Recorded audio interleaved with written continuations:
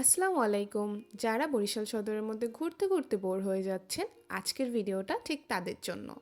ভিডিওর শেষে লোকেশন এবং বরিশাল সদর থেকে যেতে ঠিক কতক্ষণ লাগে সব ডিটেলসই বলে দিব।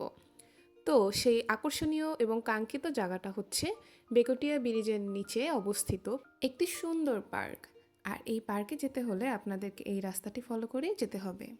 তো ঢোকার শুরুতে একটু সুন্দর পার্কিং এরিয়া দেখবেন এবং বাচ্চাদের খেলার জন্য সুন্দর একটি জায়গা, যেখানে বাচ্চাদের জন্য রয়েছে বিভিন্ন ধরনের অ্যাক্টিভিটি করার মতো সুন্দর সুন্দর খেলনা এবং বিনোদনের বিভিন্ন ধরনের বস্তু। এছাড়াও এখানে রয়েছে একটি সুন্দর মঞ্চ, যেখানে নাচ গান বা বিভিন্ন সাংস্কৃতিক অনুষ্ঠান হয়। এবং গধূলি বেলায় চলে গেলে আপনারা সুন্দর একটি ভিউ এনজয় করতে পারবেন এবং এখানে বসে চা খেতে সত্যি অন্যরকম মজা। এই যে নদীটা বিশাল বড়, একে মিনি পদ্মা বললেও কোনো অংশে ভুল হবে না হয়তো। বিকেল বাড়ার সাথে সাথে মানুষের ঢলও এখানে বেড়ে যায় এবং এই পয়েন্টটাকে বলা হয় ডলফিন মোড়।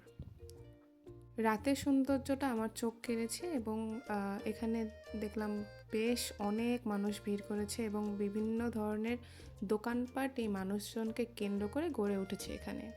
এখানে আপনি পেয়ে যাবেন বিভিন্ন ধরনের সি ফুড, সকল ধরনের ফাস্ট ফুড সহ বাসার আসবাবপত্র, সাজানোর মতো জিনিস, এছাড়াও বাচ্চাদের খেলনা এবং প্রিয়জনের সাথে সময় কাটানোর মতো সুন্দর সুন্দর কিছু মুহূর্ত।